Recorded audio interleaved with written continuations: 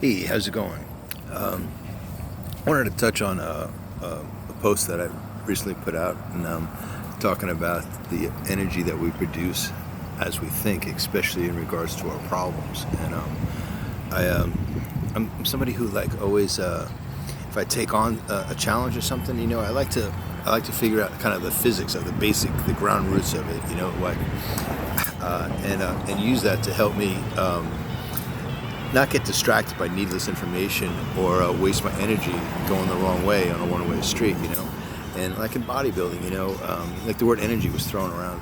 Everybody throws that word around, and it kind of almost nebulous. Yes, well, what do you mean by energy? And so, early on in bodybuilding, I did a lot of studying of microbiology, and so I came to realize how the Krebs cycle works, how glucose is, enters the cell and gets deanimated into acetyl CoA, and then inside the mitochondria it is united with oxygen, and a chemical reaction takes place, and called the Krebs cycle, which releases a certain amount, 38 moles of ATP, and the body then stores that in adenosine triphosphate, and I could go on about that stuff, but just for me, it helped me really kind of figure out how to target my goal as far as bodybuilding. I'm not really gifted with this great physique that I can, just walk on stage. So for me to look like I belonged on stage, I had to work my butt off. I had to do a lot of physical labor, but I also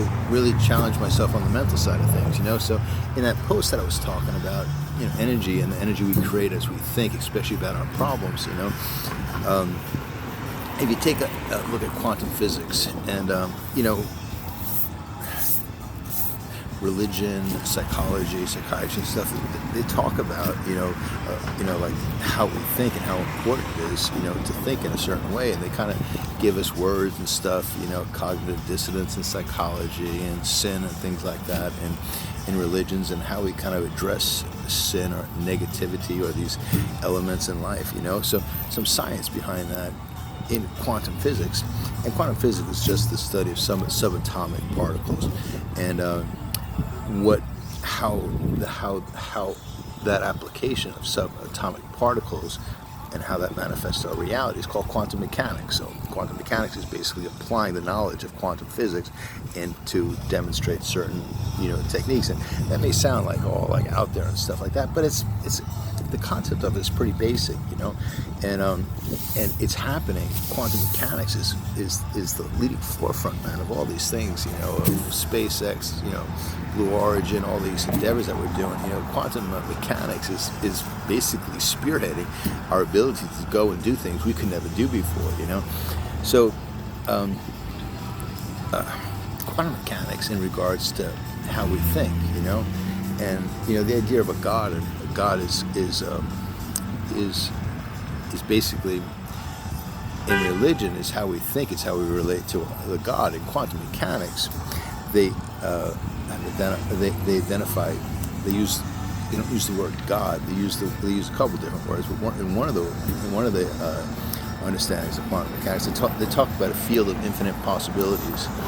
And think about it, man. If you had an encyclopedia or dictionary, you looked up God, and the definition of God would be something that gives you the option of a field of infinite possibilities. Isn't that God? Infinite possibilities.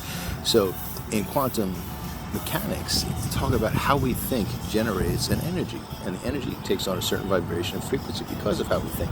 So if we're like very happy and we're kind of in tune to nature, and we're kind of sitting here and I'm looking at the flowers, and I'm seeing that kind of cute little rock there that says be kind and stuff, and I kind of have this benevolence about me, I'm creating a certain kind of energy, and that energy is pretty much in tune to the energy, that 432 hertz that life manifests itself from. And like I said, those are words and stuff, but it's just, it's just basic science. And some people dispute science. I actually use science to kind of help me in almost everything that I do. And so if we take the idea of how we think and realize that's producing an energy that's coupled with a frequency and a vibration. So if we think in a certain way, we kind of put in that energy, give it a frequency and vibration, and that, according to quantum mechanics, interacts with the field of pure potentiality, or you could think of that as God or whatever stuff. So the idea that as we think. And think about, like, I mean, almost a lot of our time when we're thinking to ourselves, we're kind of stressed out about things. We kind of sometimes tend to delve into the negative on things. And it's amazing, when we start to become aware of how we think, it's almost a little embarrassing because we start to realize, my God, I spend so much of my time delving on topics that aren't even reality, but I create these negative thoughts about things that happen or things that I think are going to happen. And I create so much negative energy to do that. And according to quantum mechanics, that energy is actually interacting with the field of infinite possibilities and giving us back what we think. So whether we think negative about somebody else or whether we think negative about ourselves, that's irregardless of that quantum field. The quantum field just recognizes the energy, the vibration, the frequency that it has, and feeds that back to us. So as we think, so too do we reap.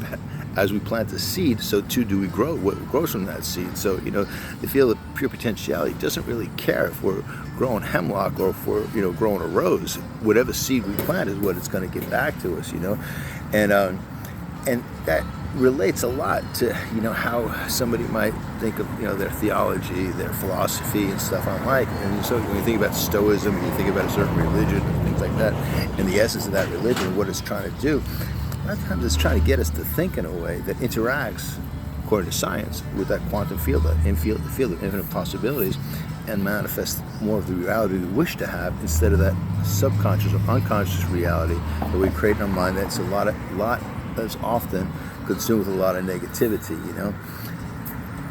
It's a big topic, but it's kind of easy sometimes to apply if you just kind of become aware of the basic fundamentals of it. I was listening to a lecture by a quantum physicist, and he said, quantum physics really ain't that difficult to understand. He said, as long as you're willing to let go of any aspect of how you presume reality to be. So whatever you think of reality, if you're willing to let go of that and take on the idea of what quantum physics is trying to tell you, it's kind of a big, it's not what you think it is, but applying the principles or certain principles of quantum mechanics into our life can be extremely helpful to help us actually have some autonomy, some sense of control over how we live our life. Instead of being a victim to life, we learn how to talk to life. We understand there's a language in how we think, not necessarily what we think. There's a language in how we think what we think, So if I think about somebody who's hurt me or done wrong, or somebody that I have, jealousy of or revenge or all these things, if I turn that around and I use my religion or I use my psychology, thinking compassion, thinking maybe the things they're going through, they're having troubles in their life, and I create this positive energy when I'm confronted with that negative energy, it's going to feed that field of quantum of infinite possibilities, and it's going to change that negative energy. I'm thinking to a more harmonious energy, one that's going to benefit me. And it's not easy to change how we think, because a lot of that basic thinking that we have is tied into the fundamental genesis of how our brain developed, that limbic system. That early, 1 to 7 years old, where all those feelings of intimacy, trust, feelings of being extroverted, introverted, all those kind of basic fundamental aspects of our personality were developed there. So work on that is really challenging, but it's so much more worth it to try to work on it, knowing that you're not wasting your time on a useless thing if you put some science behind it and say, you know what, man, if I embrace my religion with a little bit more conviction towards the essence of what quantum science is telling me, my religion is actually really kind of doing me really good. So I need to kind of maybe step up a little bit, or maybe psychology. I look at psychology and say, those ideas of cognitive dissonance, of that conflict of thoughts in my head, of kind of recognizing that and seeing that happen, instead of just blindly thinking whatever we think without disregard to it. I think this, I think that, I think that. Well, I really don't care so much what people think. I'm more attracted to how people think, and I listen to people that I admire and how they think. I'm like, man, I love the way that they think. They have this way of thinking in a context that, man, I just want to be part of that, So that's just, if that's a little initiative to try to make you realize that, what you're searching for. I love the quote of, what you're searching for, you'll eventually become. And I relate that to like a line from Cary Grant, where Cary Grant said, I played the part of Cary Grant for so long in my life, I finally became him, And that's such an example of quantum mechanics. Now, Cary Grant probably didn't really have appreciation for quantum mechanics, but he used quantum mechanics in an unconscious manner to actually manifest a reality that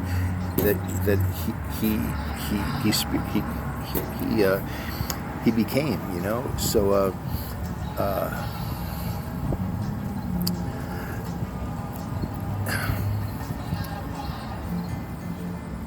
you figure, if you think about how awesome life is, when we can kind of free ourselves of sometimes the torment that our mind, is victim to, and that victim mentality sometimes really can feel like it's choking us, and I've been a victim of that, and I'm not free of it, but I'm actually able to catch myself a lot earlier when I start doing things. When I started becoming aware of how I think, and it really was difficult because I'd all of a sudden I'd be driving on the drive at like 20 minutes to the drive, 30 minutes, I'd be like, I can't believe I've been thinking about that for the last I just wake up to what I was thinking, and I'd be so upset with myself for thinking that way for so long and let myself do that. But the paradox to that is that it was because I was able to go through those feelings of failure and becoming aware of what my unconscious is doing to my conscious reality. That whole process of turning that around and seeing what I was thinking and how I was thinking was what enabled me to be able to learn how to think in a different way. So if we don't become aware of where we are is relative to how we think, not necessarily, geography and stuff. Arthur Ashe, start with what you have and do what you can with what you have. And just basically you have to be aware of where you are, so that initial process of becoming self-aware, maybe a little daunting and not feel too good in the beginning, but if we stay with it and really work on it, it's amazing what it can achieve. I say all that, because, man,